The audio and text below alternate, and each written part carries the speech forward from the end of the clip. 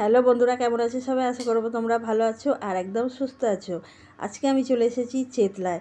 তো চলো আজকে আমি তোমাদের সঙ্গে শেয়ার করে নেব দুর্গা কালী মা আর ডাকাত কালী বাড়ির ডাকাত কালী মাকে। চলো।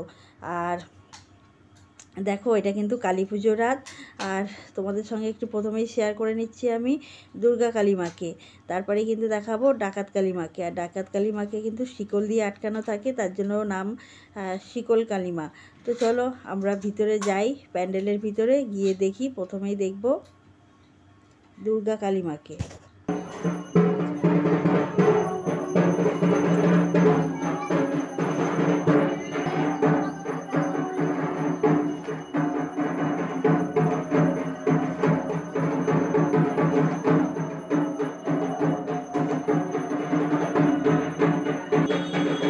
এটা দুর্গা কালী।